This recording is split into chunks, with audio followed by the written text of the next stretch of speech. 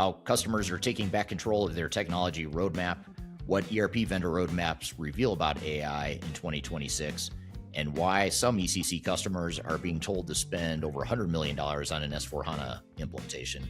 Those are just a few of the topics we'll cover here in episode 264 of Transformation Ground Control. Welcome to Transformation Ground Control. Ground Control.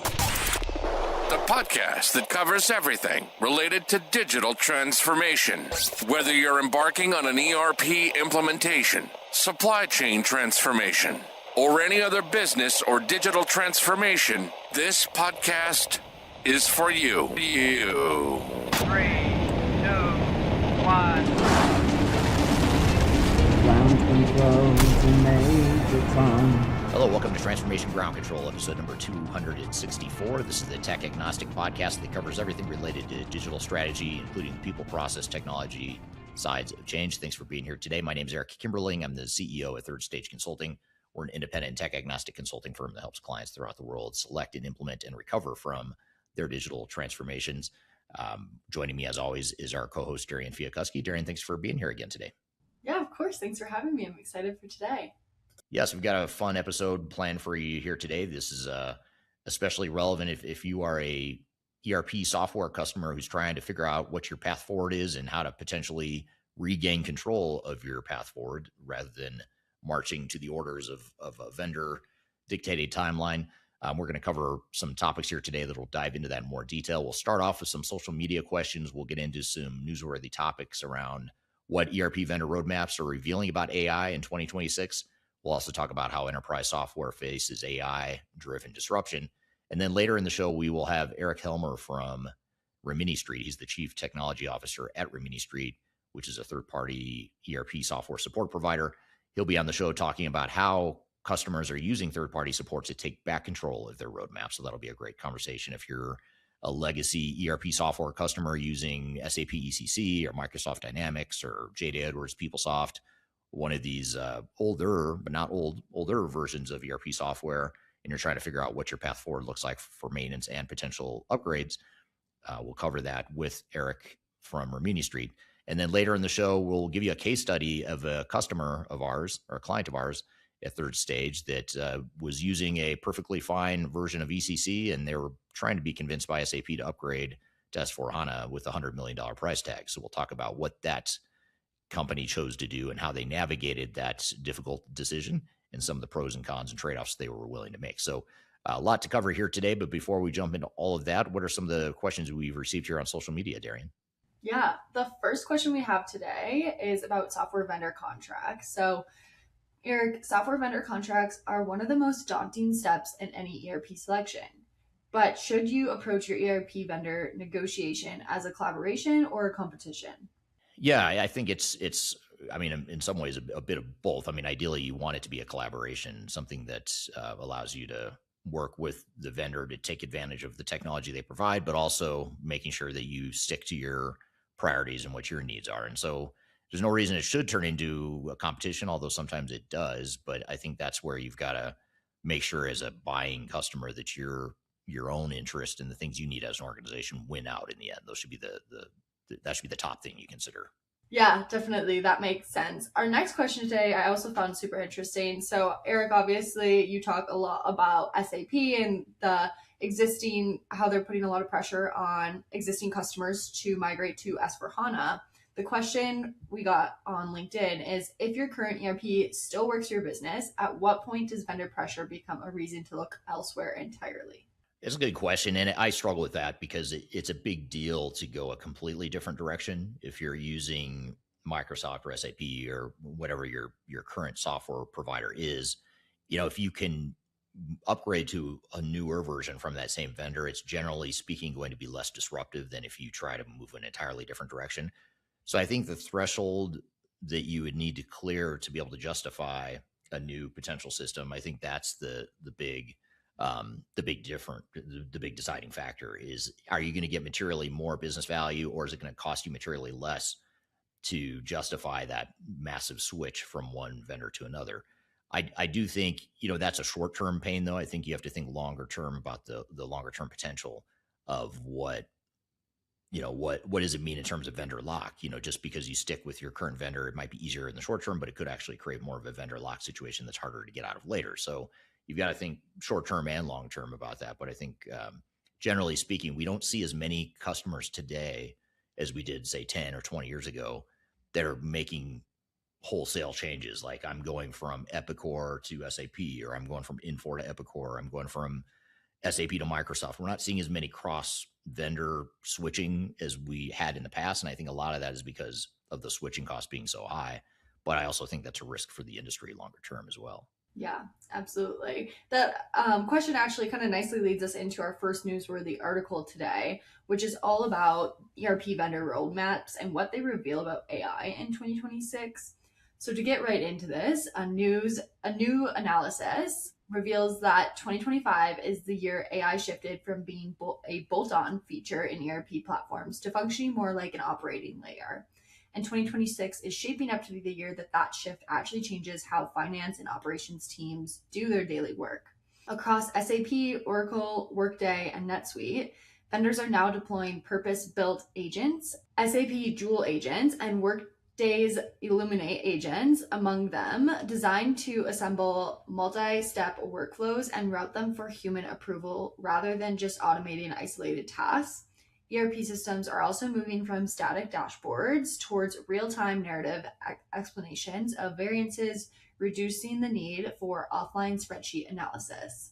NetSuite has released an AI connector service built on Model Context Protocol, enabling external AI models to interact safely with ERP data within existing governance structures. The through line across vendors is shifting from human effort to navigating systems to reviewing expectations and owning judgment calls. Overall, the key takeaway from this article is that ERP in 2026 is moving from feature to infrastructure, but the vendors that are making it stick are the ones keeping humans in the approval loop, not removing them. So Eric, with this, the first question I want to get into is agent assisted with human sign-off truly a new workflow, or is it just an automation with a rebrand? I think it is a potential for a new workflow, but I think the human assisted side of it is critical. I mean, I think a lot of times people think that they can fully automate a process without humans, and we've seen a lot of case studies of examples of companies that have gotten into trouble and run into AI slop and delusions and things of that nature, or not delusions, hallucinations that can corrupt those workflows.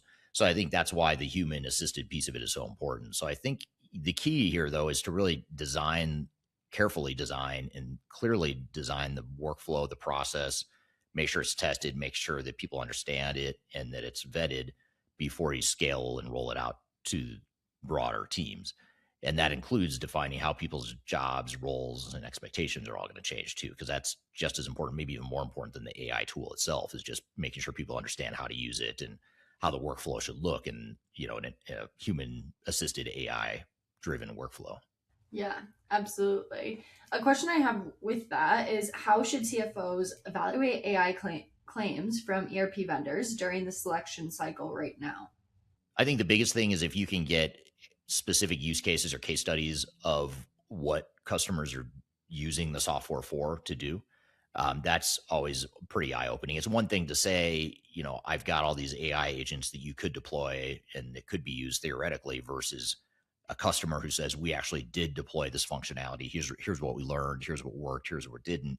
So I would benchmark to other customers of that technology to see how they're using it, what kind of pitfalls they ran into, what kind of lessons learned they have, because I think that's probably the best way to navigate that. Yeah, absolutely. And last question I have with this is, how does a mid-market company with limited IT staff actually govern AI agents running inside their ERP? Well, I think first of all, asking the question of how are we going to govern it is the first thing. A lot of organizations don't even get that far. So just by asking the question of how do we want to govern it is the first step. And then of course, from there, I think it's really a matter of having an active process management function or capability within your teams, to where you are defining what that future state process and workflow is going to be. You are defining how people's jobs are going to be impacted by it. You're building training materials to support it. If needed, you're changing job descriptions and job responsibilities and roles. All those things need to come together to provide a fully integrated AI workflow. The AI tool itself won't do it, but it's all the other stuff that needs to be put in place: the governance, the processes, the roles and responsibilities, all that stuff. And that's not really an IT thing. That's more of a business leadership and operational thing. Yeah, absolutely. Well, this kind of gets into our next newsworthy article, which is about AI driven disruption and how enterprise software faces that as productivity gains fail to materialize. So, what this article is about is a report from Alex Partners finds that while AI coding tools are delivering 20 to 30% development productivity gains inside enterprise software companies, most organizations are failing to capture strategic business value from those improvements. And mid-market software vendors are facing major M&A wave as a result. So Alex Partners predicts that enterprise software M&A will surge 30 to 40% year over year to an estimated $600 billion in 2026, driven by AI forcing consolidation among mid-market vendors who can't keep pace. For buyers, ERP vendor roadmaps may become less predictable as companies prioritize speed of development over strategic coherence. Conversational AI interfaces are shifting the buyer profile from IT evaluators to functional leaders who interact with systems directly through natural language, fundamentally changing how ERP selection should work. The report also flags that 95% of AI pilots are failing due to governance gaps, and trust deficits are costing organizations an average of $670,000 extra per security incident. So the key takeaway overall in this article is faster software development powered by AI is not automatically translating to better enterprise software. And the consolidation wave in 2026 means the vendor you select today may look very different in the next 18 months. So, Eric, with that, if 95% of AI pilots are failing due to governance gaps, what does governance first AI rollout actually look like? Well, I think we have to get back to the basics of what it is we're trying to accomplish. I think AI is such a powerful tool, but it's also one that could be used in so many different ways that it can be overwhelming to the point where it will actually backfire when it comes to adoption, because if you don't have clarity around how to use the software, it's not going to have any guardrails and deliberate purpose in place. And so I think the way around that is to clearly define those business processes and that future state workflow and how you expect people to interact with AI, and you want to test it and improve it and almost treat it as an innovative set of processes that you could test out and see what's working and stop doing less of what's not working and then scale it out to the rest of the organization. So it just requires, unlike more mature technologies like an ERP system, which is relatively stable and relatively predictable, AI is not predictable. That's the whole power of it, but it can be a blessing and a curse. So it's a double-edged sword for sure. So the way around that is to recognize that you've got to treat AI initiatives a lot different than you would an ERP project or a more mature technology project. You've got to have even more clarity around the people, process, and strategy side of things. Yeah, absolutely. And does the shift to conversational interfaces fundamentally change who should lead ERP evaluations in IT, whether it's IT or business? Yeah, it's interesting. I'll be curious to see, and I suspect that IT will become less of a voice. I don't think it'll become minimized, but I just don't think IT will have as much influence as they might today in some organizations. I think the business requirements and the business functional needs, that will end up becoming a more important driver. And I would say that's probably a good thing for the long term, because then the tail is not wagging the dog. You're using technology as an enabler rather than technology as a tool for technology's sake. So I think it will change the internal organizational dynamics. It's just a matter of, will it change enough and will it change in the right way for organizations to figure out how to be more successful with AI initiatives than they've been with other types of technology deployments historically. Yeah, absolutely. And last question I have is, what's the right budget split between AI tooling and the trust/governance infrastructure that it makes it safe to deploy? Well, I think you spend less money and time on the AI tool itself and more on the governance, building the predictable processes and workflows, and defining how people's jobs need to look and what their roles are going to be within these AI driven workflows. All that stuff, I would spend more time and money on that than the tool itself, the AI tool itself. AI, the technology is not cheap. It can be expensive, but to do it right, you want to invest even more time on the other stuff that's not related to the technology itself. Yeah, absolutely. Well, super interesting articles I found today, but I'm excited to get into the conversation. Yeah, likewise. I'm excited to bring Eric on the show. It'll be his first time on. We've had one other guest in the past from Rimini Street on the show, but this will be the first time Eric is on. He's the Chief Technology Officer of Rimini Street, and Rimini is a third-party support provider that provides software support for SAP ECC, JD Edwards, PeopleSoft, other types of legacy and on-prem systems.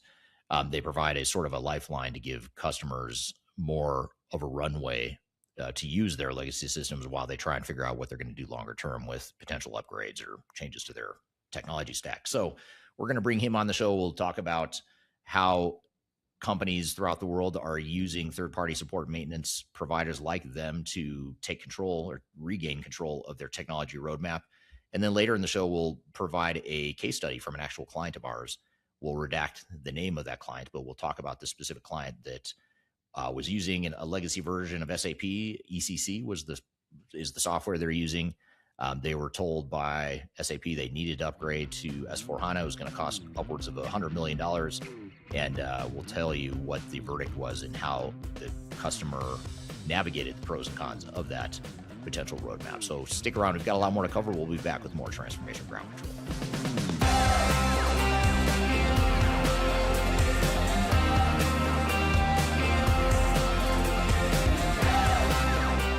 I'm Greg Benton. I'm the Chief Strategy Officer with Third Stage Consulting. And if you are embarking on your digital transformation journey or in the middle of that journey in 2026, you're going to want to see our digital transformation report. This latest edition really dives into a lot of the key trends that we're seeing in the marketplace and the ecosystem right now. It also highlights a number of the things that are happening with AI being an important component and integral part of the ERP systems that are leading the way right now. Also, the shift toward composable and best-of-breed cloud solutions is really accelerating the decline of monolithic ERP replacement. The opportunity to download the report is found at thirdstage-consulting.com. And you'll also find other tools that will help you in the initiatives and the business planning that you're doing for 2026. Don't leave Phase Zero without it. Reach out today. I want to encourage you to read our Guide to Organizational Change Management. It's a free report or free guide that we published. It's one that I actually wrote that talks about best practices and lessons learned as it relates to change management.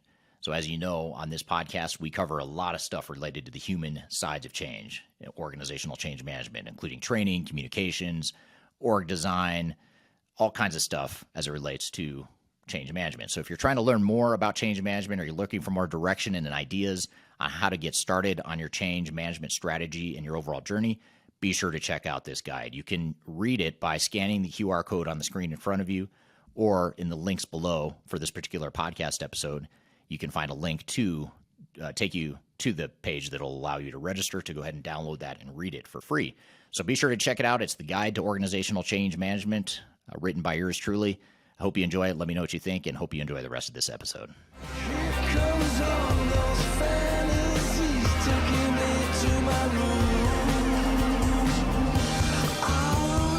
Hello, welcome back to Transformation Ground Control, episode number 264. My name is Eric Kimberling here with Darian and Chwialkowski. You can find new episodes of this show every Wednesday by going to transformationgroundcontrol.com. So I'm excited for our next guest, first-time guest on the show. Eric Helmer is the Chief Technology Officer of Rimini Street. We've had guests from Rimini Street on in the past, but never Eric in particular. He's the Chief Technology Officer there. He's been with the company for several years, and Rimini Street is a third-party software support provider. So we're going to talk with him today about how customers are regaining control of their technology roadmaps with third-party supports. So with that all being said, Eric, thanks for being here today. Hey, thanks for having me. This is super exciting. I appreciate it. Yeah, it's super fun. And you and I got to know each other a bit a few weeks ago. I was in your neck of the woods. We filmed some videos together that'll be forthcoming on YouTube here shortly. Some joint content we created, and we got to talking about the industry, a lot of deep philosophical stuff about this industry. And I think what I love about what you guys do is you are somewhat of a disruption to the industry, a disruption to the status quo, a disruption to limited options in the marketplace. You're providing more options to people. But for those that don't know you or Rimini Street, why don't we talk about you first, and then I want to ask you a little bit more about Rimini Street. What do you guys do? So tell me about you. What do you do at Rimini? What's your background? How'd you get here? All that good stuff. Yeah, so I'm the Chief Technology Officer here for Rimini Street, and I run a global team of regional CTOs all over the world. And our main mission is to help our customers plot and plan their roadmap for their ERP. As you can imagine, there's so many people at a crossroads trying to figure out what to do next. Do they go to the cloud? Do they not go to the cloud? Do they re-implement? Do they rip it all out and replace it? Do they keep the car running for longer? And there's lots of considerations for that. So I come from mostly of a consulting background, really heavy in Oracle, but then soon became really heavy into SAP out of necessity, and then started growing through the ranks at Rimini Street. So I've been with the company for about 8 years now. Okay, very cool. Did you start off your career as a more of a technologist work at Oracle and within the Oracle and SAP worlds, or? Yeah, it was in that. I was, the system admin, the DBA, the SAP admin, the basis guy, that kind of infrastructure IT kind of background, and then slowly got into consulting, and then got into hosting, private cloud hosting. This was really before all the hyperscalers and things of that sort. So kind of went up through that way. Very cool. Now, tell me a bit about Rimini Street. A lot of people I talk to in the industry still don't know who you guys are. They don't know that this category of solution exists in the space, but tell us a little bit about Rimini and what you guys do. Yeah, so Rimini Street invented the category of third-party vendor replacement support. So what happens is that third-party maintenance is when an organization will hire an independent support provider to maintain and support their existing ERP systems instead of the original software vendor, right? So what happens is our customers no longer renew their annual maintenance and support agreements with companies like Oracle and SAP, and instead we provide a much elevated, better support experience at a fraction of the cost, right? So, vendor technologies and support is kind of designed to keep people on their vendor roadmap, constantly upgrading, constantly rebuying, constantly re-implementing their software. It's kind of like a car lease program to where you have to get a new car every 3 years in order for you to be so you're constantly releasing and kind of vendor provided third-party support is kind of just buy the car once and then hire a master mechanic that's just going to keep it running and at a much a fraction of the cost and a much better outcome. So it's a little bit different, a way to think about it. And I think a lot of people get confused and, whoa, I didn't even know that was an option. Why would I want to do this? What's the advantages and all that? And hopefully I can clear some of that up here today. Yeah, absolutely. Yeah, and I guess that's the blessing and the curse of creating a new niche in the industry is the fact that you have to educate the market as to what it is and what the pros and cons are. Starting with some of the objections we hear in the marketplace, from clients, probably the biggest one we hear as well. Sounds great in theory, but why would we want to go to a third party to get support when we could just get it from the guys and gals that actually develop the software? Sure. That's probably the biggest objection. But you're right. It's been quite a ride. We've started the company in 2005 with PeopleSoft. That's how we did. Yeah. And so now you fast forward up to now, and it's just been one heck of a ride. We're up to I have over 6,500 signed clients now all over the world. We have 30 offices in 22 countries, operating clients in over 150 countries here today. We're about almost a $500 million company now. About 2,000 employees, a public company traded on NASDAQ, and now we support hundreds of systems. So it's pretty interesting. And I think if you really boil it down, if we just got down to the very, very basics, third-party support really solves two major problems at the core. Okay? The first problem is every year, companies like Oracle and SAP charge a massive amount of money every year for their annual maintenance and support. That annual maintenance and support entitles people to call their help desk when something breaks and get some sort of level of support for that, and also entitles people to new versions and forces them on a particular roadmap. The problem with that is that in many times, this vendor provided support is completely inadequate for the mission criticality of the software. Oftentimes, it takes days, weeks, and months to get things resolved.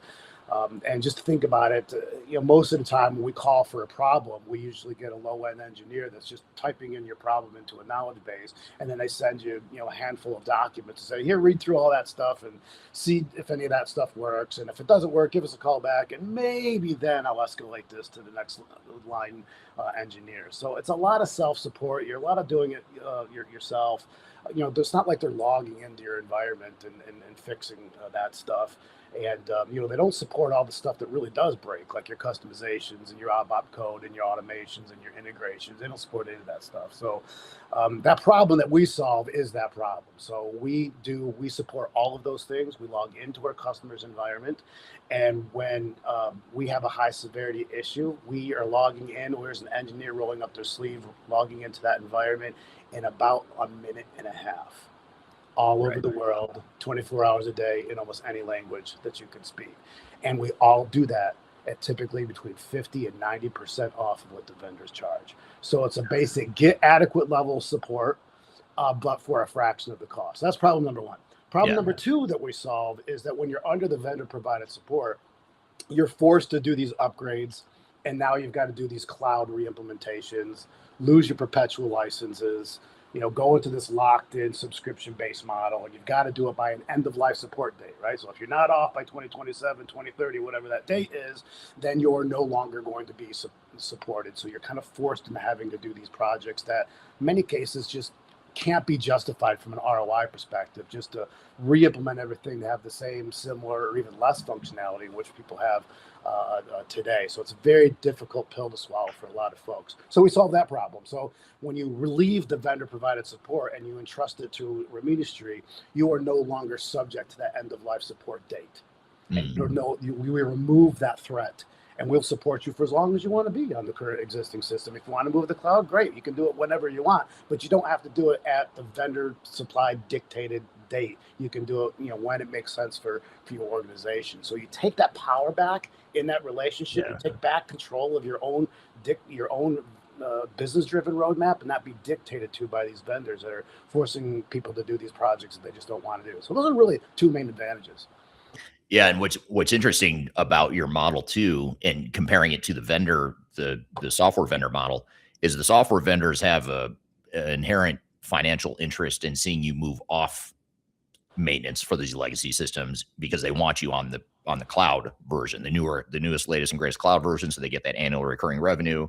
So it almost seems like maintenance becomes an afterthought, or maybe even a thorn in their side, where it's like, yeah, we have to do this because we have all these legacy customers, but really we want the legacy customers on this new system. We don't want them on the old one. Whereas you guys, that's your cash cow. I mean, that's where you're making your money, is by providing the maintenance. So I can see how you would invest more potentially in providing good support, whereas they might have an incentive to actually provide less support because they want you to feel the pain of that legacy system, so you move on to the cloud system. Do you see that dynamic play out? They're using that support as the leverage to force people to go off into their subscription-based cloud. And you're right; it's a recurring revenue thing that they want to get out from all their customers. So it's a continuous pay, and you're so locked in because you can't leave, right? Right. You can't leave. Right. And if you do, you got to re-implement on something completely all over again and go through that pain all over again, probably with another vendor. So, it's a win-win. Third-party support just really provides people two main wins, and that is a massive injection of budget back into the organization. Someone's paying $10 million a year in SAP or Oracle support. We're doing it for 4 or 5. So that is a major win on that. Plus, the whole cost avoidance of these cloud migrations, what oftentimes takes 4 or 5 years, tens of millions of dollars, and plus a massive amount of disruption, loss of perpetual licenses, loss of your customizations that are kind of intellectual property for your business and unique business logic that you're going to have to go away because you have to be cookie cutter like everybody else in the cloud, and that whole risk of that disruption. So it's just a win-win for both saving the costs on the support, but saving all the costs on those forced upgrades too. Right? Yeah. And you brought up a really important thing in passing here that I want to hone in on, because I don't think enough people use this language and talk about this really important point, and that is the word intellectual property. You talked about how they have intellectual property tied up in customization. And I think we as an industry, when I say we, I mean mainly the software vendors, have a way of being dismissive of that customization. And we call it technical debt. We call it just a mess you need to untangle. And yeah, okay, maybe you over customize. I think most organizations, when they look back, they say, yeah, we probably didn't need to customize as much as we did. But there's a lot of value in, and at least a subset of that customization, a lot of business value that makes you different, unique. I know the vendors all want to say, well, you're not that special. Just run your business like everyone else, but that's not realistic. That's not the world we live in. Yeah. So you guys are providing, though, a different view here. You're not here to say, hey, that's technical debt, you need to get rid of customization. You're saying, let's embrace it. Let's support it. It's the reality, whether you like it or not, whether they should have customized or not. The reality is they did. So how are we going to help them support that rather than judge them for having customized? You want to have a little fun sometimes. You get some ERP IT folks together in a room and you say, customizations, are they good or bad? And just watch and see what happens, right? Right. Because it can be a very feisty conversation. But, this is why people are so confused and why they've over-customized, because they bought the product to do exactly that 20 years ago. Right. We bought these products because it was the most extensible, customizable. SAP even gave us its own language. Right? To actually create our own. If that was said, we're going to give you a best practice framework on these modules, and now you can go and customize it so that you can do business in the way that you want to with your unique business logic. They gave you the mechanism to do that. Now you fast forward it now, it's like, well, they can't support all those unique customizations because it would be too difficult for them to do in a cloud model. So then they completely reverse back and say, clean core. You got to go clean core. Right. Which means now you got to be cookie cutter like everybody else. So all that unique business logic that you put into place because they told you to a long time ago is now all of a sudden out the window, and now you're going to be doing order to cash processes like everybody else. It's just not. And did we over customize? Yeah, sure. But why don't you put the effort into cleaning up the customizations rather than walking away from all of them altogether? Because they're just too important. Yeah. We have a lot of clients that are taking that exact approach where they're saying, okay, yeah, we over customized. There's some good stuff in there, but there's some stuff we didn't need to. So let's untangle the stuff we didn't need to, but we're going to leave the other stuff. Absolutely. Let's simplify the environment a little bit. But to your point, you don't have to throw the baby out with the bathwater. You don't have to start over with clean core and just throw it all out. I think that's a fairly reckless way to treat these transformations. Yet that's what the industry is advocating right now. Yeah. And to your point about getting the technical people in a room, I think absolutely true. If I just put my technologist hat on and I forget business for a minute, yeah, of course, I would love to have clean core, because why wouldn't you, right? It's simple. The architecture is easier. The data is easier. There's less to maintain. Sounds great in theory, but the reality is IT should be there to support the business, not the other way around. I think the technologists get a little bit too purist or too, what is it, heretic about the whole thing. 100%. That's right. So I want to say hello to the audience here. Audience is starting to chime in a little bit. Tushar on LinkedIn joining from India. Thank you for being here today. Darian on LinkedIn says, good morning. Thank you for being here today. Tomer on LinkedIn says, the current stage where SAP requires an upgrade to get support is the leap in Rimini's relevance. So good point, because I think it is, we have a lot of clients that use you guys, even if you're not a household name yet. A lot of our clients are using you guys as a way to give themselves some runway beyond, like for SAP, for example, giving themselves some runway beyond 2030 when SAP is saying you have to be off their old systems. Because you guys, how long are you guys providing SAP ECC support? They're saying 2030. What do you guys do? Yeah, we'll go pretty much as long as people want to go. If you want to run that same version that you're on for the next 20 years, no problem. Yeah, I think it's a good opportunity for the market, for customers in the space to take control here and to kind of, because as long as you have customers that are paying Rimini Street maintenance, I imagine you're going to keep providing that maintenance for as long as you can. 20, 30-year-old software, some of the most stable software on the planet out there, right? And software doesn't wear out. It's not like a car or even hardware. It doesn't wear out, once it's good and stable and running, then, you just find a good support provider like that, and to do upgrades for the sake of doing upgrades are just not in the cards anymore. Yeah, it's so disruptive too. Yeah. Here's a interesting point from Tumar. So it's a bit long. It's not all going to show on the screen here, but Tushar says, enterprise software maintenance typically consumes 15 to 22% of annual IT operating budgets. At scale, that becomes a board-level capital allocation decision, not just an IT operational line item. If roadmap timing is externally dictated, capital strategy often becomes reactive. If a roadmap timing is internally governed, transformation becomes value sequence. So he closes out by saying third-party maintenance is not anti-innovation. It can be a strategic lever to align modernization with business readiness and risk appetite. Well said. Yeah, it's really well said. Does he work for Rimini Street? I don't know, but you know this guy? maybe you should apply. It sounds great. I know it sounds like your next sales rep here. So, all right, let's go back to this thread of you guys are providing at least decades of support for a product like SAP ECC. I know you also do it for PeopleSoft, JD Edwards, other systems out there. How do you reconcile the fact that there's still people out there, and this builds on the first question I asked you, which is there's still people that would say, okay, yeah, sounds good. You're providing this runway of additional support, but it's still not the same as it can't be as good as what the vendor can provide because the vendor designed and built the software.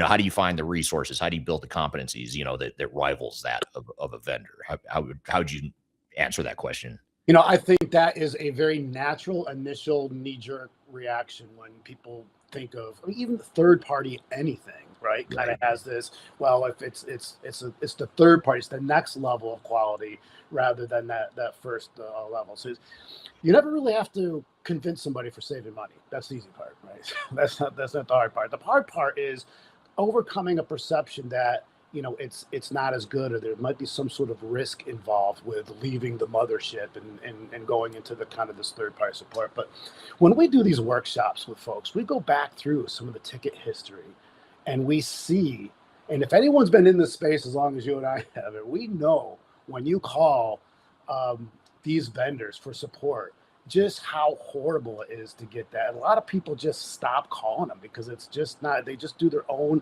searching on the knowledge base. They have to just go through all of this paperwork. They've got to read it. Meanwhile, their system's down. They can't ship product. They can't issue POs. They can't pay their people.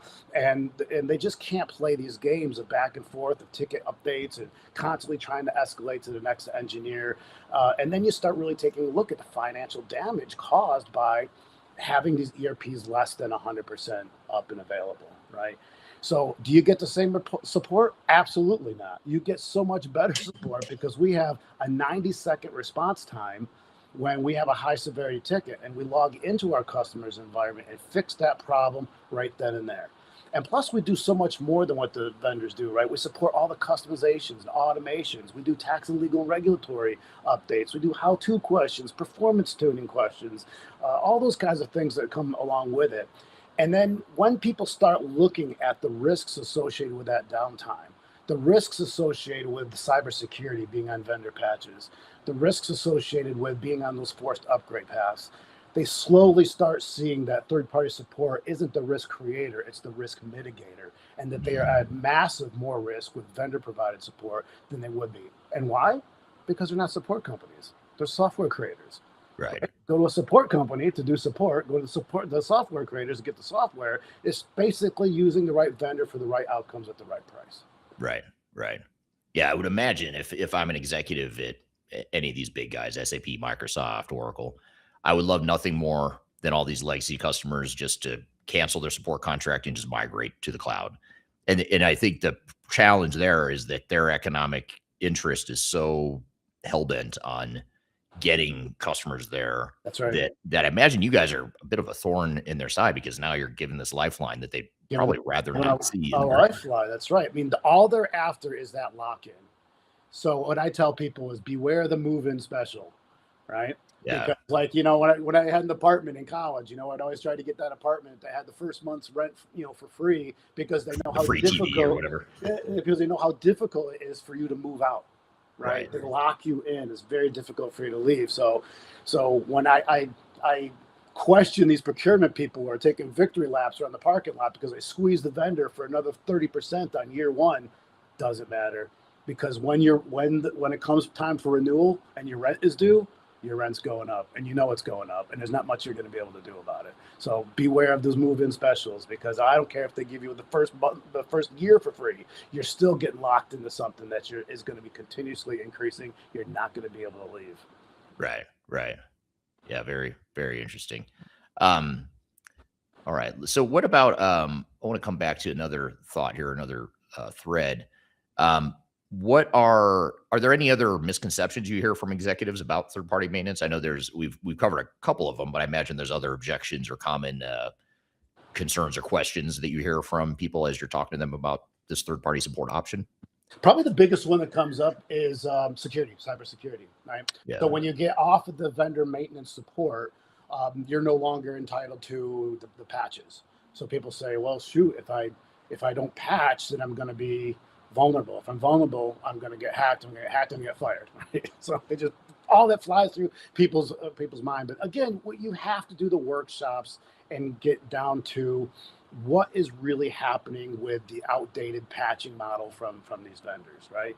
So if you take a look at, let's say there's a vulnerability detected in the wild and it's reported to the software companies, right? It usually takes them 4, 6, 2 weeks, 2 months to put out a patch, and that patch is usually bundled with a whole bunch of other patches that's now kind of put out, right? So now you're 2 months into having that vulnerability. Now let's say you go and install that patch the next day, which you don't, because you might want to do it once a quarter, twice a year. But let's say you go and put that patch in. Now you put that in the development environment. Then you have to fix all the stuff the patches break. Then you got to do all. Then you put it in the QA and test environment. Then you do all the regression testing and do your financial close simulations. You run all your reports, and Sally and Bobby and Joey's all got to go through the processes, make sure everything still works. Then by the time you get all that stuff into production, 8 months are gone, a year is gone. Meanwhile, you've been completely vulnerable in production that entire time. And every time you do those patches, there's restarts, reboots, backups that you've got to do, backup plans that you have to do. There's so much disruption. It goes into all those types of things. And if you think about it, those patches really only address known vulnerabilities, because that's the limitation these folks have. People think that it is a advantage because they have access to the source code. It's actually a disadvantage because they only have access to the source code. So they can only do semantic-based kind of syntax, right? If a syntax says that, well, we're going to block that. We're not going to let that in. The hackers just change the syntax around to do the same thing in a different way. So there are much different, more modern approaches to security than the patches. Why? Because they're not security companies. They're software creators, right? If you want to have a general ledger system, look no further than Oracle and SAP. If you want a securities solution, go to a security company. It's what that they do, right?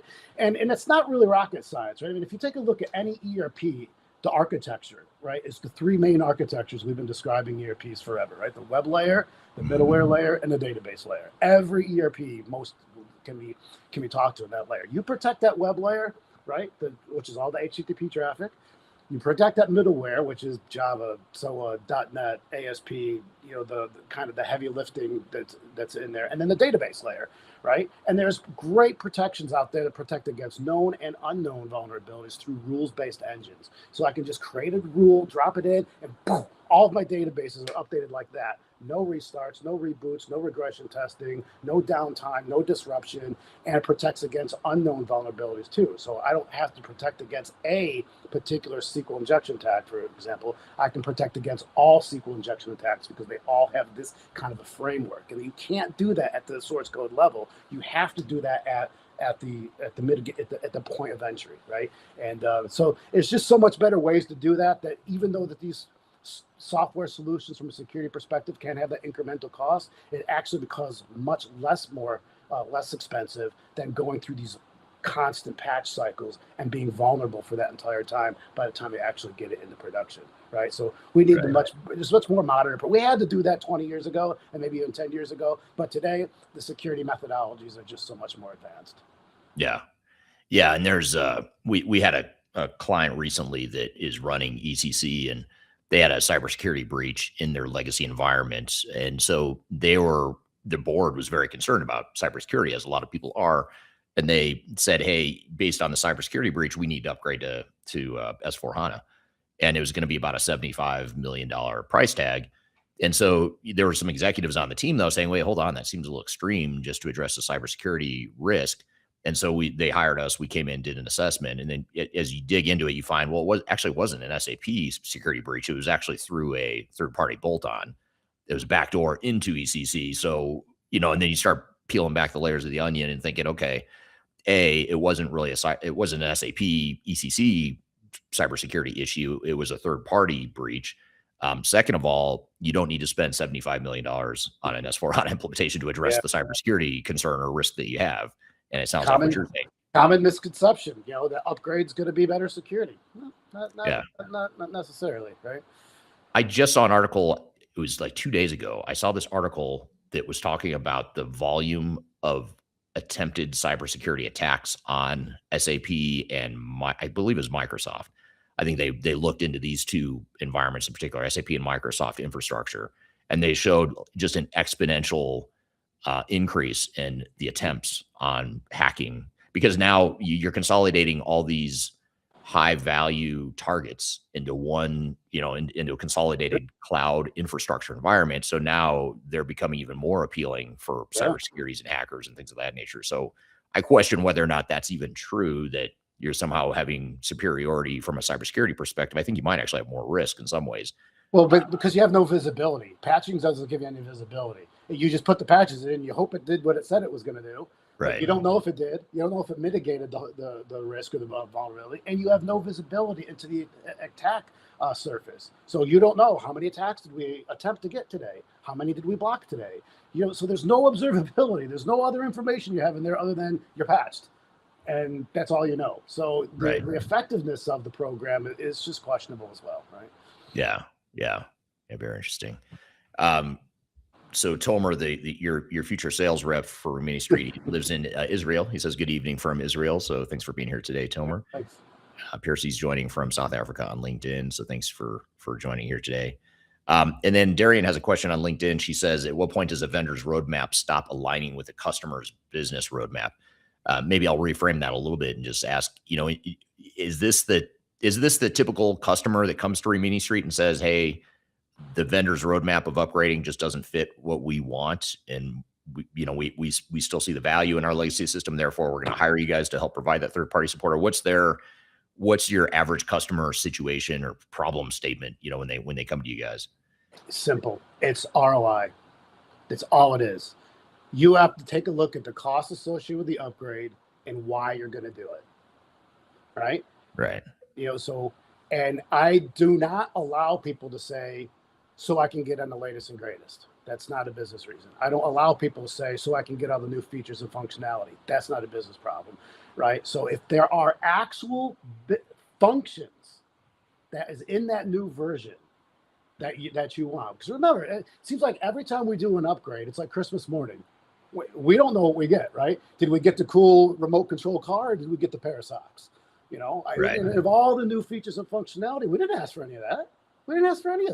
It was just stuff that the vendor, we might use it, we might not use it. So you really have to go and take a look at what's in that new state that would make it worth it to do that. And I bet you there's really only going to be 1 to 2, maybe even 0, maybe 3 kind of, well, that'd be nice to have. So now you've got to think, all right, so if I do a $30 million, 3-year-long project, is the return on that investment worth those nice to haves? Number one question. Number two question is, can I get those nice to haves in another way? Right? So does it make sense to redo 100 things to get 2 things? Why not just go and get the 2 things? Right. And I can guarantee you that almost 10 times out of 10, whatever's in there, right, that you would want, that can be done in a different way through additional configuration or maybe even a customization or something of that sort. But I'd even challenge people to say, what just not thinking about what's there, but what would you want it to do? Right. And that is, people want to go, we need to start moving from historical reporting to predictive analytics, get more insights out of the system, get the real-time decision support systems. We've got to improve our order to cash process. It takes me 2 weeks to onboard an employee. I need that down to half a day. I'm closing my books in 7 days. It needs to be 3 days. I mean, real outcomes that we want over there. And then question, does the upgrade solve any of that? Or are you just picking up what you're doing today and taking those same problems and going from version X to version Y? So you really have to look at the outcomes versus the cost. And then when you realize that you can do things in a different way on your existing system, because the value of your existing system is the data, and you already have that today. So if you want to innovate around that, you can get started tomorrow. You don't have to go through a 4-year-long project just to get started then, because then you're already 4 years behind. You're already 4 years behind now, right? Right. Yeah. Now, what about contractual / legal considerations, are there certain things that would prevent or preclude a company from going to third party maintenance? I know sometimes we'll get clients that ask that, like, well, contractually, I don't know if we can have someone else support the system. It's a very common reaction is like, can you even do this? Is this even legal? You know, and it's very simple. So there's two relationships that you have with these vendors. Okay, one is the software license. Okay, where you bought that software license, and that is your now perpetual license software that you have. Perpetual, which means forever, right? Right. And then you have the annual maintenance and support relationship with the vendor. They're completely separate teams inside they don't even talk to one another, I don't think, in a lot of these vendors. These folks don't care about these folks don't really care about these folks, right? So really what you're doing is when you cease the renewal of the annual maintenance of support and you go to a third-party support with Rimini Street, it has absolutely nothing to do with the software. The software doesn't change. The ownership doesn't change. The perpetual licenses don't change. You're just changing out. Instead of taking your Toyota to the Toyota dealership, you're taking it to Bob's garage. You still have the Toyota, right? Yeah, I was just going to say the car analogy is a good one, because I think most of us recognize that when we need an oil change on our car, we don't necessarily have to go to the dealership. But this industry was designed before you guys came along. This industry was designed to where you had no options. You had no Bob's garages available to you. You had to go through the vendor. Well, it's the whole uprisal of the right to repair. Remember when people were going, hey, it's my iPhone. I should be able to either repair it myself or take it to somebody else. I'm not being forced to do that, and then so you're just seeing people's expectation of not being locked in and forced by the vendors. I mean, we're the customers. Yeah. Right. Yeah. I mean, we bought it, right? I mean, we should be able to do whatever the heck we want for it, with it, and not be forced to do things, right? So it's a really interesting problem. The latest one is VMware with Broadcom, right? So Broadcom's going in and telling all the VMware customers they've got to go to a perpetual base license and jacking it up 10x on the price, and people they're sick of being held hostage by these companies. So we support VMware now too. Our phone's ringing off the hook when they see that Broadcom bill. They're like, heck no, that's just crazy, right? So yeah, it's becoming a systemic problem, and we're here to really give the power back to the consumer. Yeah, and the irony of it all is not only are they holding you hostage in many ways, but they're holding you hostage to get you into a situation where they have even more leverage to hold you further hostage in the future. So it's like they're doubling down on this whole vendor lock strategy. And I think having you guys as a one of the solutions in the industry that provides an option is a good one. I'm here with Eric Helmer from Rimini Street. We're talking about how customers are using third-party support to regain control of their technology roadmaps. We've got a lot more to cover, but we're going to take a quick break, and we'll be back with more Transformation Ground Control. When the soul of the city was laid to rest, and the night's forgotten. If you're about to embark on the jungle of digital transformation, check out my new book, Welcome to the Jungle. It's a book that just came out in late 2025. It's my second book, and it's a book that focuses on digital transformation failure case studies and talks about the lessons and takeaways from that. It's 300 pages packed of all the lessons and things that I've learned from having been an expert witness in lawsuits related to digital transformations, and also with our team helping clients recover some of their failed projects. I've included as many lessons that could possibly fit into one book here.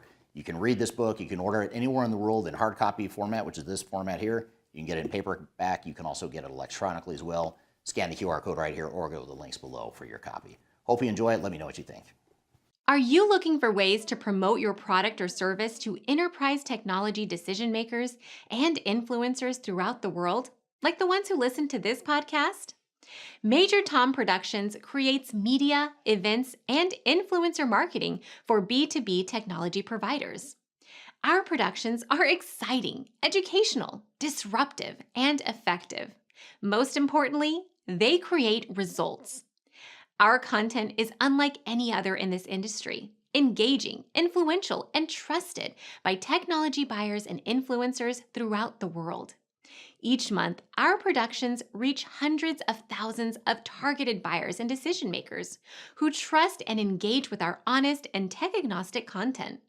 With long tail, viral results, and engagement with our content, Major Tom Productions provides a way to reach your target market and create awareness, calls to action, and a connection with potential customers. So, collaborate with us today.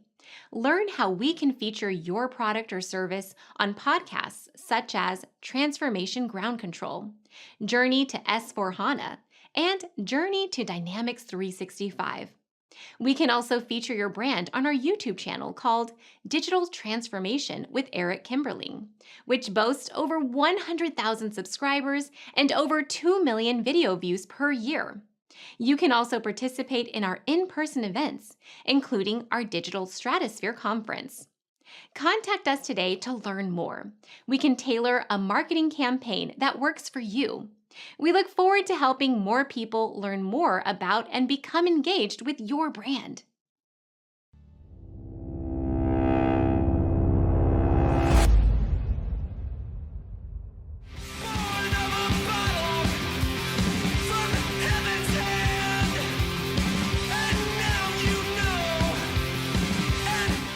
Hello, welcome back to Transformation Ground Control, episode number 264. My name is Eric Kimberling here with Darian Chwialkowski. You can find new episodes of the show every Wednesday at transformationgroundcontrol.com. The show is sponsored by Third Stage Consulting, which is an independent tech-agnostic consulting provider that helps clients with their selection and implementation journeys related to technology. And the show is produced by Major Tom Productions. So if you'd like to reach out to learn more about either company, you can do so by reaching out via our contact information below. So I'm here with Eric Helmer with Rimini Street. We're talking about how customers are regaining control of their technology roadmaps with third-party maintenance. I don't remember if you and I had talked about this when we were together a few weeks ago, but are you following that litigation, or not the litigation, but the EU investigation into SAP in Europe? Yeah, around third-party maintenance. Really interesting, and I'm not sure if we have a lot of time to get into that today, but I would encourage your audience to Google that and see the investigation that the European authorities are doing with some of the practices of, I think in this case is SAP, and how they're making it difficult for third-party support or threatening back maintenance if you leave and come back, and all these kinds of things that they're just seeing is potentially unfair. So it'll be interesting to see what the final ruling would be on that, and I would imagine whatever that is would probably set an international presence going, Yeah. I would imagine, right? So it'll be Totally really interesting there. Yeah. Yeah, I feel like they're sort of setting the tone for what the rest of the world will likely do. And I think also, where they're at now is they're investigating, like you said, this third-party maintenance, not the third-party maintenance model, but they're investigating SAP's attempts to thwart third-party maintenance by making it very difficult to find third-party support. If you do decide to go back to SAP, they're back charging you for the maintenance you should have been paying to SAP all along, but you end up paying to Rimini or whatever. So it just really weird business practices that they've been doing for however long, and now the EU's looking into it. So I think at the very least, what will happen is they're going to force SAP to make some sort of concession. That's typically the EU's approach. Is it may not go the distance where they're going to impose anything, but they're going to probably force some sort of negotiation or settlement where they make some voluntary changes to their model. And I imagine that would probably apply internationally too. So that'll be interesting to watch. But I do encourage the audience to just Google SAP EU antitrust third-party support, and you'll find the case about that. It's really interesting. I've done a couple YouTube videos on that as well. So this is all good stuff. What about are there certain types of organizations that are not good fits for the third-party support model? Like, are there ones, people listening here, you'd say, hey, if you fit these criteria, it's probably not a good idea. Go different. I've only come across a few situations where I'd go to a potential client and go, you know what, this isn't going to work. But mostly it's because they have to nuke their entire ERP anyway. Right. So a lot of times there might be a merger or an acquisition or something like that, and the entire chart of accounts has to be, and there's nothing salvageable. it's zero salvageable. They have to just completely nuke everything. It's not a very common case, but sometimes the chart of accounts are so messed up that you can't patch and fix it anymore. It just has to be completely redone and start all over. So if you got to re-implement everything anyway, then maybe you do that in a cloud model and redo it into kind of that latest and greatest. But if you've got a rock solid ERP today to rip and replace all of that, just doesn't make sense in most cases. Right, right. What sort of messaging from a customer software vendor should people be aware of if and when they decide they want third-party maintenance? So in other words, I'm a customer, I'm using SAP ECC or JD Edwards, PeopleSoft, whatever, some legacy system. I decide, hey, you know what? I'm going to go check out Rimini Street. I tell my vendor, how can I expect my vendor to respond, and how, just to prepare people for the counter messaging you might hear from the vendor who doesn't want you to necessarily to move to third-party support? Well, I don't know if you have to share all that information with a vendor that you're considering third-party support, but you can imagine there's going to be some resistance. We've seen the letters that we've seen from Oracle and SAP that are sent to the highest levels of their customers that have some kind of nasty language in there of, saying that you're going to be fired for making this decision. You're going to be insecure without the security patches, just some really stuff. So you can expect some extreme backlash. And my advice to everybody would just be to laugh that off and throw it in the trash. It's meaningless. But sometimes if it gets to be a board. So my suggestion to me would be to tell every level and the board that this is coming. Make it, right. Don't have it a surprise to them and say, you're going to get a nasty email and you're going to get a nasty letter. It's going to say some of this stuff over here. Just fully expect it, because they're just trying to keep your business, of course. The second thing that I would do is you must give notice, and you have to give notice on time. It's usually around 90 days or so, but check your contract to find out. If you miss that notification deadline, you're stuck for another year. Yeah. So make sure it can't be the last minute decision. And, you're up on December 31st and you put in your notice on December 30th. No, it's not going to work. So you got to plan ahead. So if you're thinking about a journey, let's start thinking 6 months ahead of time, get to know each other. Let us show you what it's like to take a walk down Rimini Street, give you all the bullet points that you need to make the decision. You have plenty of time to do it, so you're not rushed into things. Also, on our onboarding, what we do is a lot of times we'll go into people's archive. So we'll go download all the notes and in any kind of versions or things like that, and we kind of put it into an archive. So if you want to have access to that stuff later on, you have it, because you're entitled to it, up until the time your actual maintenance runs out. So we really need some time to do that as well. Right, right. So help us understand too the economics of this, the ROI. You alluded to it a little while ago, but I want to dig into that a little bit more. You were talking about some of the significant savings that companies can achieve, which I think in many cases, a lot of times, just to back up, a lot of times clients come to us and say, hey, we just want third-party support because it gives us extra time. But a lot of them aren't even thinking about, I could actually save considerable money doing this. How do you guys price your maintenance offering compared to what the vendors typically charge? Well, there's a couple answers there. So typically it's 50 to 90% off of what people are paying today. But there's nuances. Like, for example, a lot of people bought this much of the ERP and they're using this much of the ERP. Right. But they're paying the 15-20% annual maintenance on this much of the ERP, right? So it's just a massive overage of cost. So we'll right-size that. Right. So first of all, we'll right size that. But I think a lot of people are not just looking to Rimini Street as cost savings and cost avoidance for the upgrades. They're looking at it to accelerate innovation. Right. I travel all over the world. I talk to CEOs. And CIOs. What do they want? They're looking for AI capabilities, workflow automation, modern UI platforms, predictive analytics, and real-time decision support systems. They want to start building out data fabrics for AI. They want workspaces, customized intelligent workspaces for the personas that people are getting, so that it's easier for newer folks to get some of these older technologies. That's what they want. That's what they're all talking about. And So let's take a look at how do we achieve those innovations, right? So there's really the two paths. The first path is, well, we'll upgrade to Rise or Fusion or something like that, right? So our costs go like this, right? Because we have to do that implementation, right? And our innovation goes like this and then this, because you can't even get started with the innovation until you do your 4-year upgrade. Then and only then can you use the jewels and the business process optimization and all that stuff. You can't even get started until you rip and replace everything else. So now you're 4 years out before you even get started, and then your costs keep going up and your innovation keeps getting prolonged. So that's ROI that is complete negative.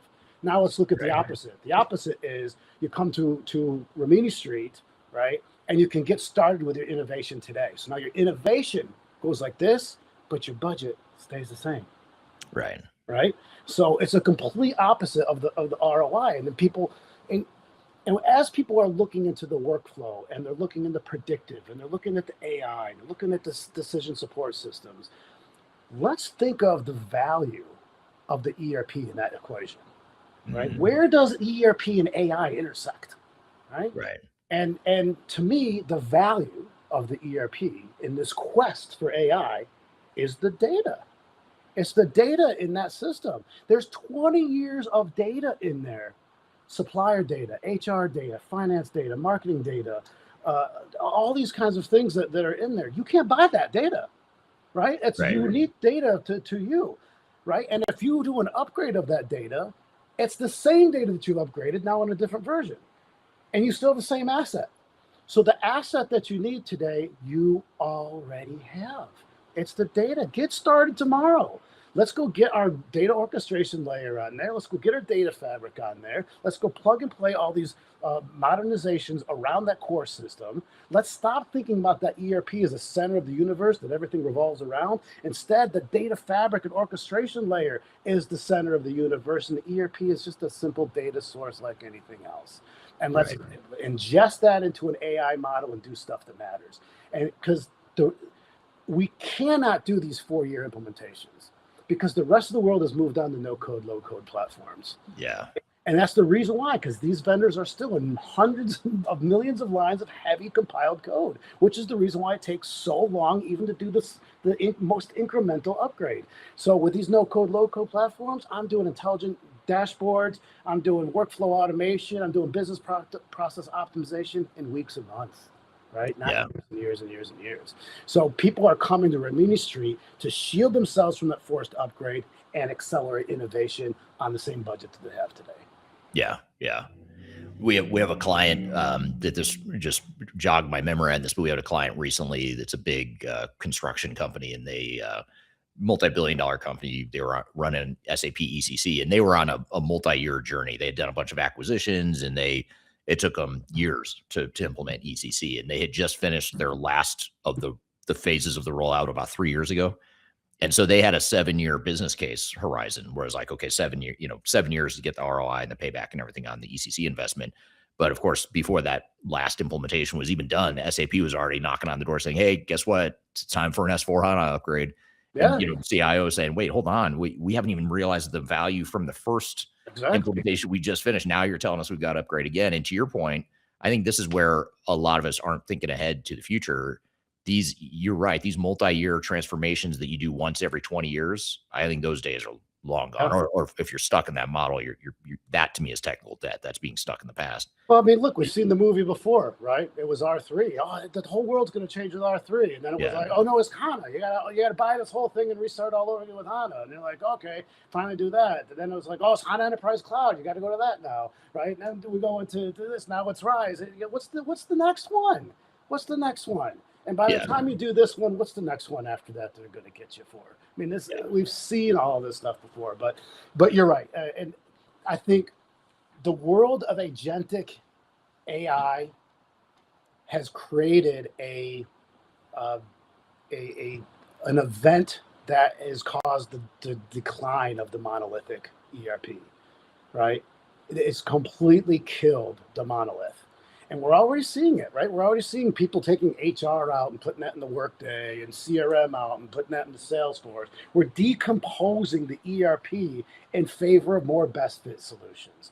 People are just doing that naturally because they don't want to put all their eggs in one basket that's locked in to one vendor, because there's other vendors that can do stuff better, right? Right. The days of having that one vendor be all things to everybody is just simply not there.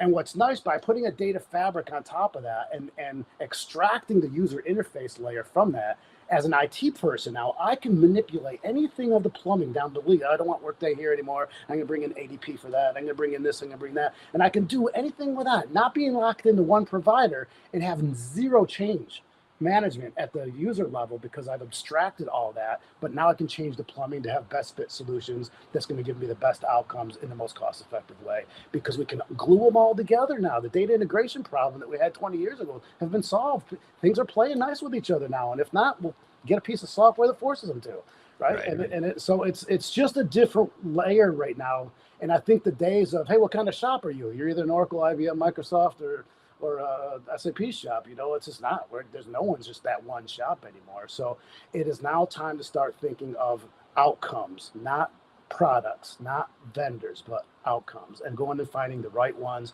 and stringing it up together and building a resilient IT enterprise that gives you the ability to retain the right to change your mind and move into something else later, because who knows what the world's going to look like. If you go on that rise journey for the next 4 or 5 years, what's the world going to look like in 5 years? And you're still implementing 20-year-old software, right? So it's just it's a lot of things to think about here. But the ERP has its place, but at the end of the day, I think over the next few years, it's just going to be reduced to a transactional system of record that it does so well.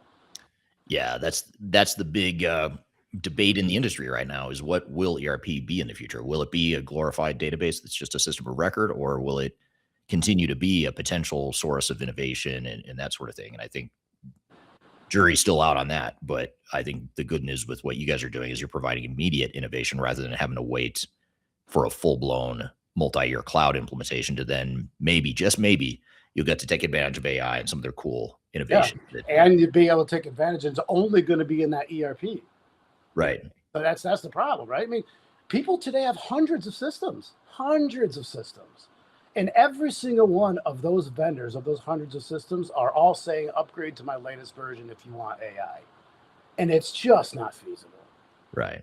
So what people are realizing is that AI is done outside of these systems. Why? Because those companies aren't AI companies. If you want AI, go to AI company. You want security, go to security company. If you want support, go to support company, right? It's the same message over and over again. So you extrapolate that out into a different layer through a data fabric, and then all these systems become source systems into that model. That way you're doing it once with a real AI company, and all the rest of these systems just become a data source. Mission critical. I don't want to. They have to be up all the time. Don't get me wrong, but the days of it being the end all and be all of a company, it's just simply over. So if you subscribe to that theory that this is what the ERP is going to look like, which is going to be a bunch of independent processes, it's no longer going to be modules. It's going to be, that handles my order to cash process, that handles my hire to retire process, that handles my supply chain process. Whether that's an external system, I wrote it myself, it's part of the ERP, doesn't matter, right? Doesn't matter. So we're going to use the best fit solution. We can string it all up, and we're going to give Joey his little intelligent workspace over here that has all the stuff that he needs, with a little AI chatbot that he can kind of integrate with, and it can give him predictions and say, hey, you better jump on this because this problem is going to happen. That's the future. And if you agree with that, and you go on this innovation journey with Rimini Street, you get to leapfrog everybody else that decided to go to Rise and aren't even going to get any part of innovation done for the next 4 or 5 years, and you're going to skate to that puck. So if you want to consider that tech debt, I say congratulations, because you dodged the bullet. You didn't have to go and do that huge upgrade. You didn't have to do that huge Snowflake implementation that brings all your data together in one place. You can go out now and get real outcomes done today in a way that actually moves the needle for the company, right? So it's just a different way of thinking, and I challenge people to really challenge those traditional methodologies that we've done for the last 20, 30 years, right? Yeah, and it's hard to cut through the noise in the industry too. And when I say noise, noise probably isn't the right word. It's more just the volume of information and viewpoints that are out there that run completely counter to what we're talking about here today. Sure. In fact, I want to pull up this comment because I think this is indicative of what we see in the industry. This is from a comment we just got on YouTube. And I'm not sure what exactly this person is referring to, but they said, "You're a consultant, bro. Get real.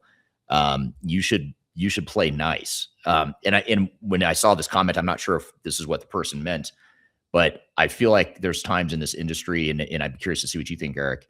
I feel like there's times in this industry where you should conform to the mainstream thinking. You should not be challenging the way this industry was built.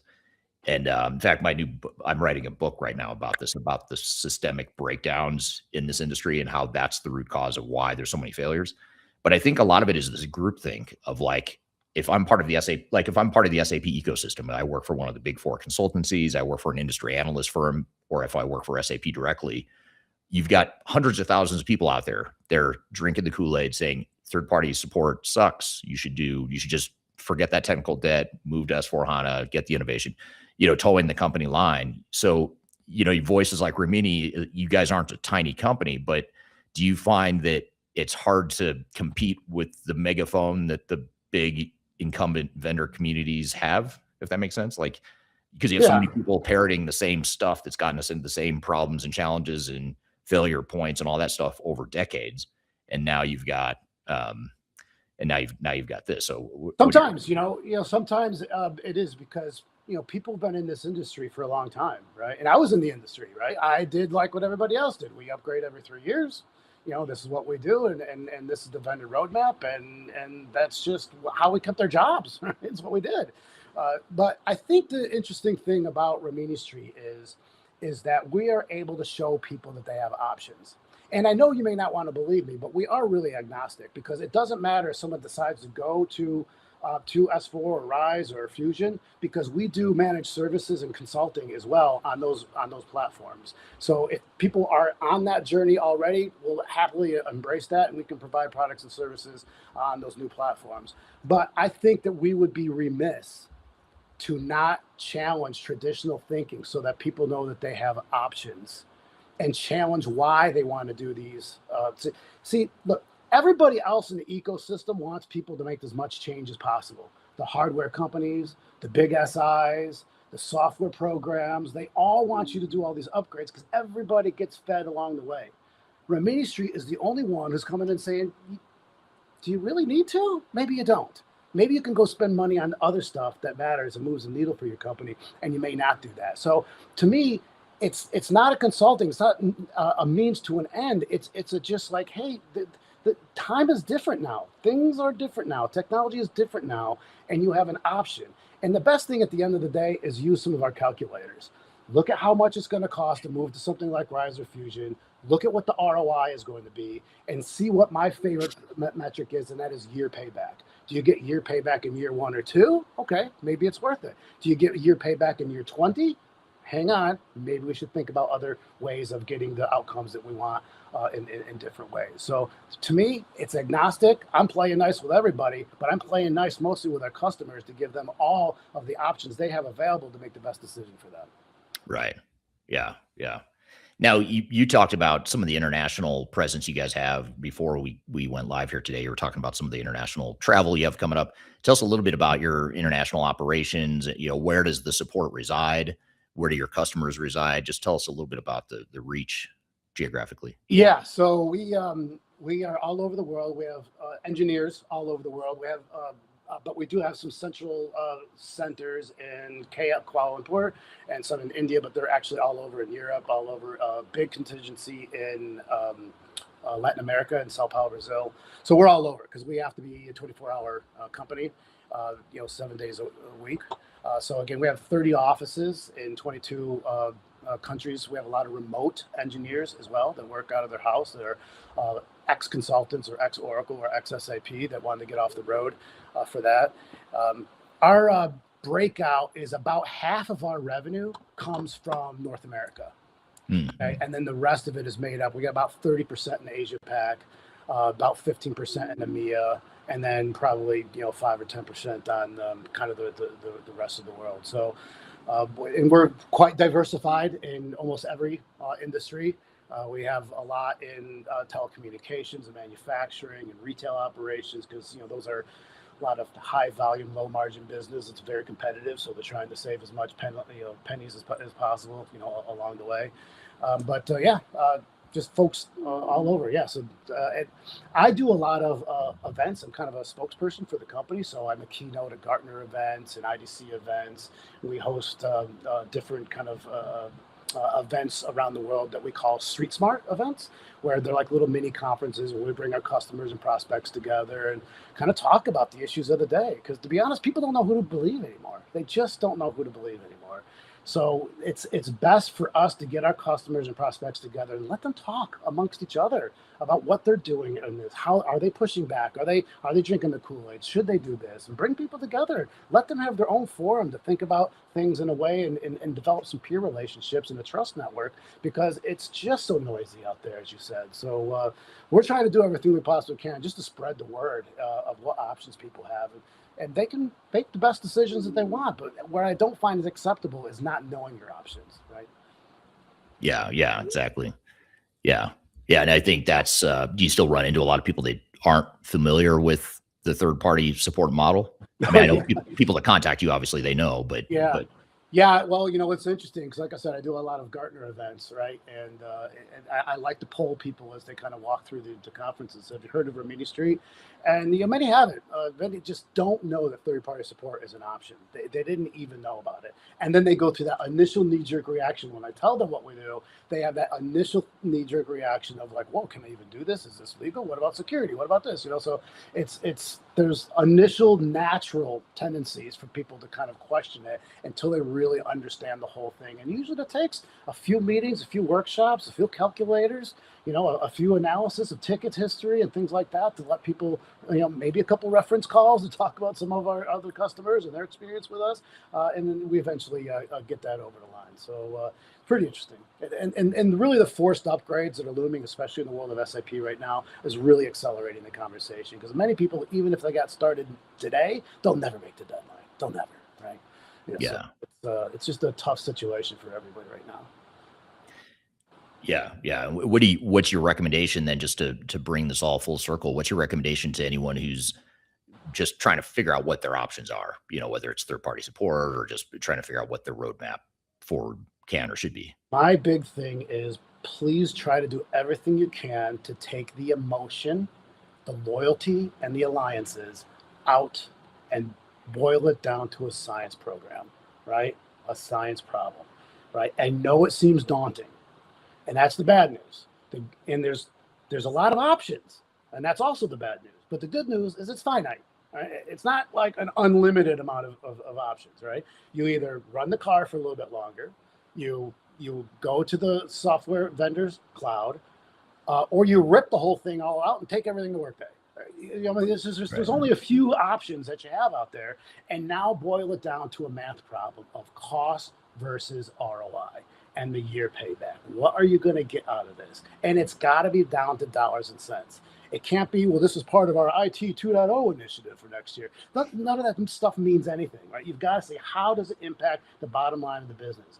There's so much change in the office of the CIO right now. We're seeing a lot of churn right there because boards are expecting CIOs to do more business plans and ROI proving before they're going to justify a project.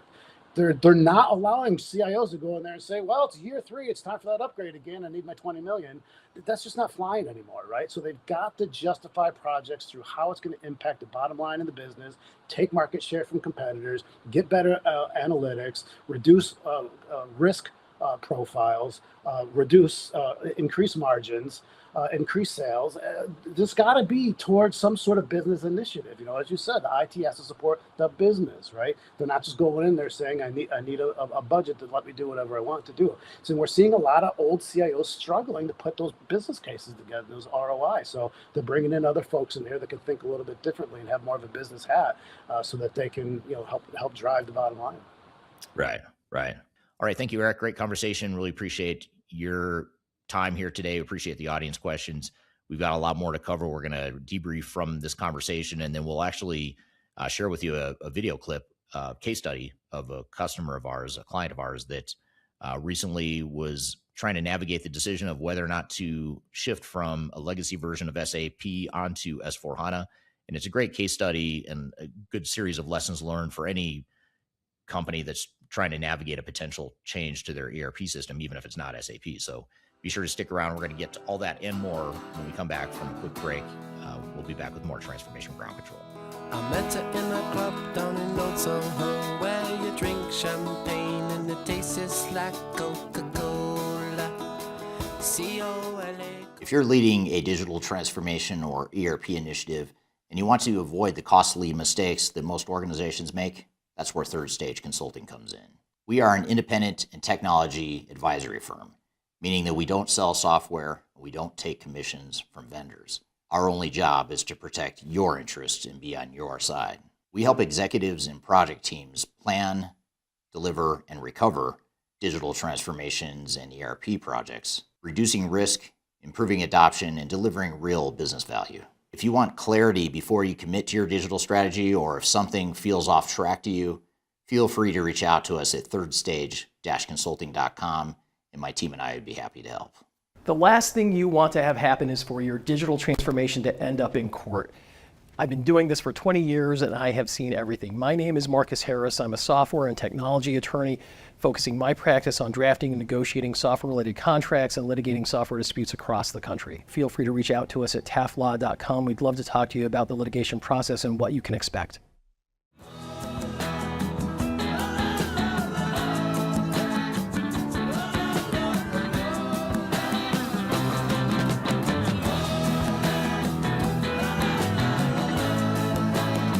Hello, welcome back to Transformation Ground Control, episode number 264. My name's Eric Kimberling here with Darian Chwialkowski. And Darian, we just had Eric on the show from Rimini Street. We talked about third-party maintenance, how to use that as a way to regain control of your digital strategy and roadmap. What were some of your thoughts and takeaways from the conversation? Yeah, I thought it was a great conversation. I love when Rimini Street, whoever comes from there, comes on, because I feel like they have a lot of insight into what's going on with these ERP vendors right now and what the customers are really feeling. Couple follow-up questions I have though for you, Eric. First of all, being on the justification of upgrading and how it's kind of like a math problem in a way. One question I have is, how often is the latest and greatest mistaken for a business case? Very often. In fact, the word business case is starting to fall out of favor, and it's becoming less and less common to see companies that are creating a business case or thinking about ROI. And to me, that's a scary spot to be in when you're doing it for intangible reasons, like we want to be future proof, we want to get rid of technical debt, we want to be on the latest and greatest, like you said. Those might be reasons, they might even be good reasons, but that's not enough. You've got to have more of a North Star or guiding light to guide you in the implementation, because it's one thing to say we want to modernize, we want to upgrade. It's another thing to say we want to improve our business, and here's how. Without that clarity of how you want to improve your business, it makes technology decisions very hard, and it makes them more of a guess than anything. So even during the implementation, you run into governance issues and problems keeping the project on track and keeping people focused, because you don't have that clarity of what it is we're trying to accomplish. And then it ends up being the vendor or the system integrator that convinces you that more technology is better, and just keep adding technology to the mix and you'll be more feature proof. When the reality is that might just mean you're going to have more shelfware, more costs, more unused technology, more frustration, more complexity, without solving any real business issues necessarily. So that's the way organizations need to look at it, but not enough companies look at business cases these days. It's fairly shocking that not more companies don't consider ROI. Yeah, absolutely. And then on the side of like innovation on whether you should accelerate or delay for your company, one question I have on that is the real ERP asset the software or the enterprise data inside of it? It's mainly the data inside of it, because the software itself, especially in today's cloud world, the software today is becoming somewhat of a commodity, because multi-tenant cloud, public cloud, software as a service, it's all the same tool set that a software vendor owns. So it's not really a distinct competitive advantage, and it's not intellectual property for you. Your only differentiator or source of competitive advantage or intellectual property is going to be the data itself. And if you do customize the customization you make. That's going to end up being your secret sauce. That's going to be the issue or the things that organizations need to think through. Yeah, absolutely. One last question I have from the conversation is, as far as vendor lock-in and subscription risk goes, do subscription models increase long-term vendor leverage? They do. I think the vendor leverage and power is increasing with every new cloud customer, every migration with the clean core and without customization. That's putting more control and more leverage in the hands of software vendors. Now it's giving them scale too. It's giving them the ability to provide these cloud software solutions at scale, which could be a good thing, but it also means you're ceding a lot of that control to the vendors, not just in terms of your day-to-day operations and your day-to-day technology usage, but also in terms of long-term what your options are. You're limited and the switching costs are high, and higher now than it's ever been in today's cloud environment. So that is something, it's a good question, something that organizations should be mindful of, and they should go in with eyes wide open when they enter those sorts of projects. Yeah, for sure. But overall, what a great conversation with Eric. I feel like that he gave a lot of different insights. Yeah, he had some really good insights and good stuff to talk about. He's a good guy. They're an interesting company, a good company, and we've got a lot of clients that are using their services and have been happy with it and have seen cost savings and that sort of thing. We're not affiliated with them. They're not a customer of ours. We're not a customer of theirs, but I would consider them a fellow disruptor in the industry. And when I say disruptor, I don't mean in a bad way. I mean just providing options, giving people an option that's free of the vendor sales and marketing spin. So good stuff there. And just building on that, and speaking of Rimini Street clients, this case study we're going to share with you right now is actually a Rimini Street customer. Coincidentally, by the way, it's not the purpose of this conversation, but you'll hear us talk about it in the video. This is a clip from my YouTube channel where I talk about a client of ours, an actual case study without mentioning them by name, but it's an actual case study of an SAP ECC customer that was trying to navigate the decision of what do we do? Do we upgrade? Do we stick with what we've got? Do we get third-party support, et cetera, et cetera? And, I won't spoil the ending, but I'll share with you the whole story here in the video, and then we'll come back and talk about it. So here's a case study of a company that's trying to figure out how to navigate their legacy roadmap going forward. So let's talk about the specific situation that this client was facing. To start from the beginning, a few years ago, I got a call from the CIO at the time of this company. Called and said, we're about to migrate to S/4HANA and we want your help with strategy and change management and helping us implement the overall solution. And we had several great meetings that looked like we were probably going to win this client. But fast forward a few months, it turns out that they never moved forward with an SAP project and we never worked with them at the time. So then you fast forward another year to 2 years later, I get a call from the COO who said the CIO is no longer with us and I've taken over IT for the time being, and I'm trying to figure out what to do now about the ECC software we're using now and how we may or may not move to S/4HANA. And two of the things that were causing a concern at the board level on down through the organization was they had recently had a cybersecurity breach. So they had a significant breach as a material. Someone got in through one of their backdoor third-party legacy systems, and that was creating concern that maybe we need to upgrade to S/4HANA to navigate that challenge. The other dynamic at play was that the old CIO, who had left shortly before I got this call, had planted in the minds of the board that S/4HANA was the only way that this company was going to survive in the future. This is a legacy company that's been around for close to 100 years. It's in the Midwestern US, but with global operations, very blue-collar mentality. And he had convinced the board that the only way this company could scale and survive and navigate the cybersecurity issues and the maintenance sunset issues that SAP was introducing, the only way to navigate that risk would be to upgrade to S/4HANA. So now the board, for the most part, was thinking we need to upgrade to S/4HANA, and that's the only option we have. So the COO, who's been with the company for a long time and has seen the ebbs and flows of technology and operational changes and market changes in the company, said something didn't feel right. He wasn't convinced that that was the right path for them. So they called us. They called us back in to come in and do an assessment to figure out, do they need to move to S/4HANA? If yes, when do they need to move to S/4HANA? And what would that strategy be? So this entire situation, all these different moving parts I just described, led to a huge amount of pressure internally and a decision point that had to be made, and that's what I'll talk about next.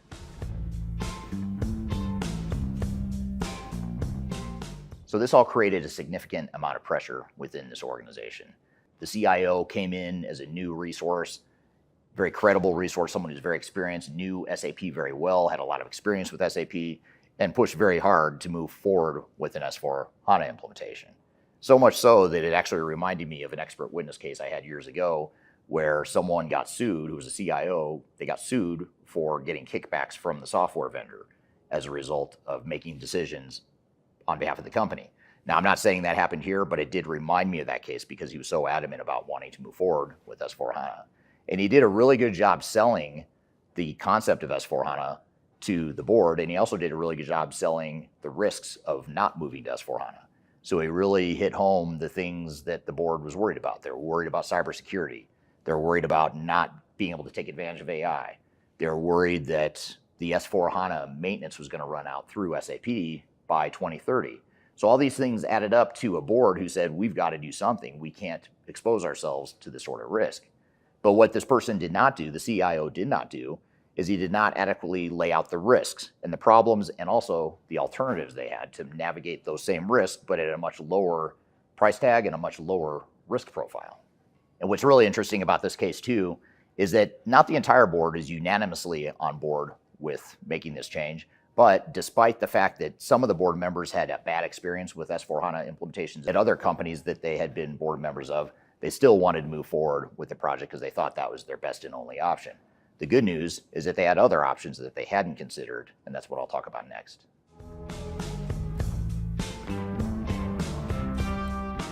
So here's the conflict that this organization faced.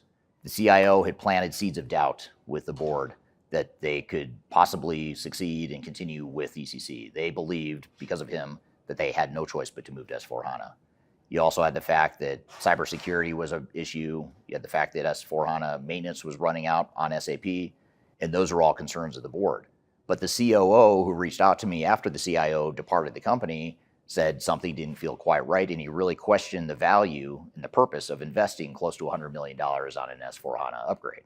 And the biggest thing that he pointed out, which I found very interesting, and I don't think I've heard a leader bring this up themselves without me bringing it up to them, is the fact that he said, you know what, we have so much intellectual property built up in our ECC customization. And I know a lot of you listening just cringe at the word customization, and you think, well, that's technical debt, and they're not future-proof if they're using an old version of the software and they have customization. The reality is they've got competitive advantage in that software, whether you like it or not. Whether you think that software is modern or going to sustain into the future or not, it is their competitive advantage. And what he was worried about is if they went to SAP Clean Core, they would throw out that intellectual property and they wouldn't necessarily have a way to navigate that. You add to the fact that they did a gap analysis and found that there were a lot of significant gaps between what S/4HANA could do out of the box versus what their business operational needs were and what their business model was. So this created a huge amount of conflict. You had a board who was very concerned, wanted to move to S/4HANA. You had a COO who wasn't sure, and you had an IT group that was probably leaning a bit towards S/4HANA, but it's easy for them to because it's the latest and greatest. It helps build up their resume, and it's not necessarily their money they're spending. So you had a lot of conflict and a lot of turmoil in this decision, and so they hired our team to come in and assess.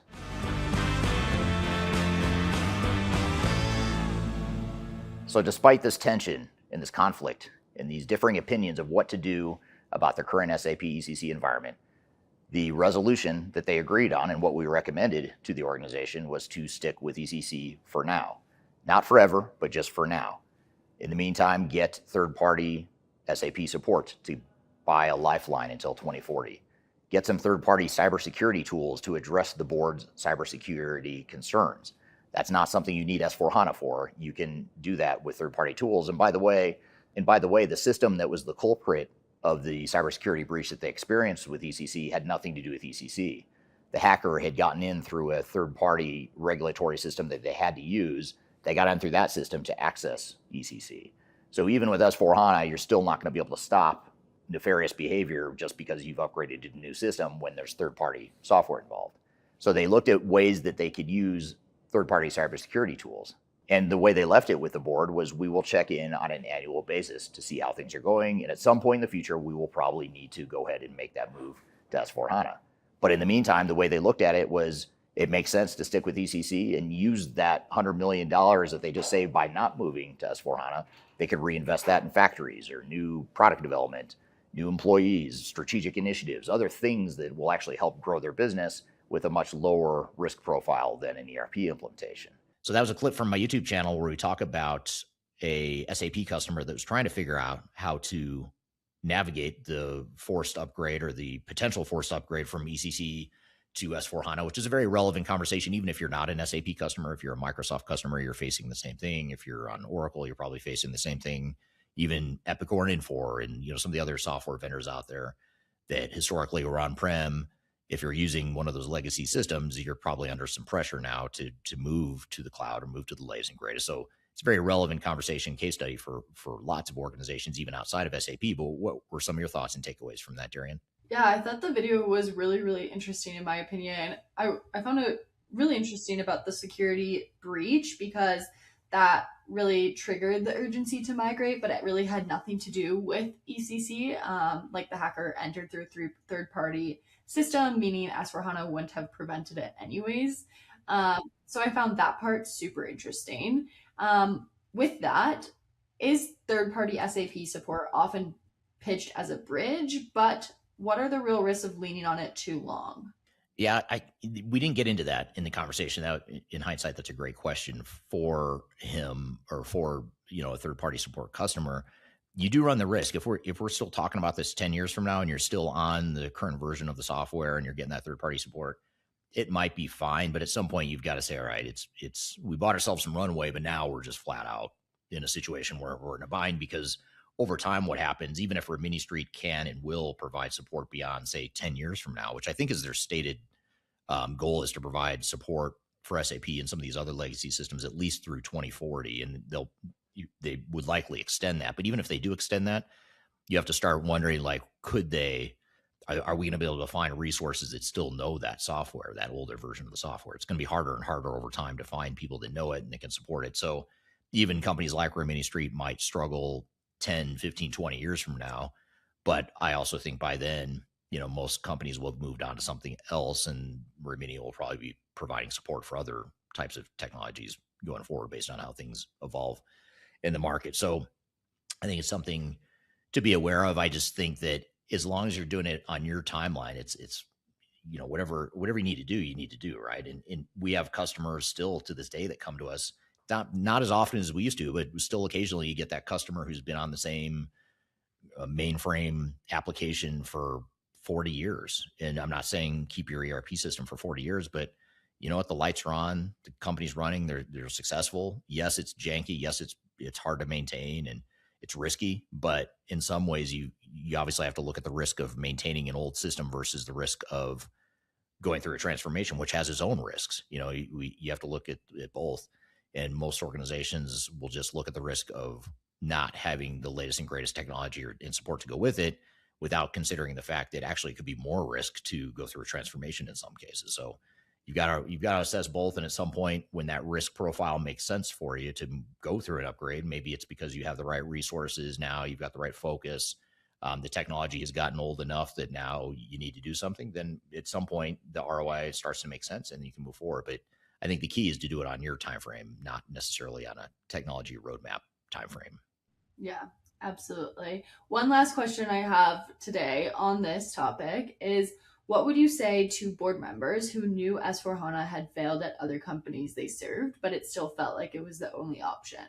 I don't know. How do I say it tactfully? I don't want to offend anyone or it's easy to play armchair quarterback or to, be on the outside looking in and you just have a different perspective. But I'd say, think long and hard about it. I mean, you do have 10 years ago. Yeah, maybe that was true where you didn't have any real options beyond SAP, maybe Oracle, if you're a big company, but now you do. You've got all kinds of composable ERP, best of breed, low code, no code, keeping your legacy system. I mean, there's so many different things you can do that you don't have to be stuck with one incumbent, which, by the way, I don't think will be the incumbent number one software provider for long. I think those days are over, and I think a new category is going to come in and disrupt this ERP space. It might be AI, it might be something else, but I just don't see, and Eric alluded to this too in the conversation, I just don't see how this model will sustain another round of big, massive, multi-year implementations. And then what, 10 or 15 years from now, the next big thing is going to come around and we're going to do it all over again.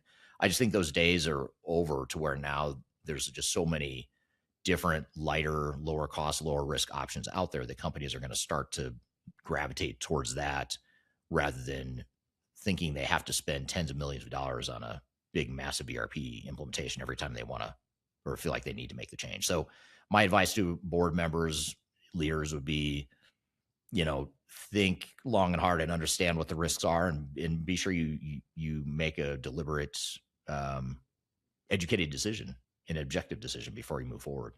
Yeah, absolutely. Well, what a great conversation today. I found it super interesting. Yeah, great stuff. Great audience participation. Thank you to the audience. Thank you to Eric for being on the show. Thank you, Darian, for another great episode. And thank you all for listening. You can find new episodes of this show every Wednesday. TransformationGroundControl.com. Produced by Major Tom Productions, sponsored by Third Stage Consulting. If you'd like to learn more about how Third Stage can help you with selection, with implementation of software, with recovering a project that's gone sideways, feel free to reach out. I've included my contact information below. So hope you all have a great week. We'll see you on the next episode of Transformation Ground Control. Take care, and we'll see you next time.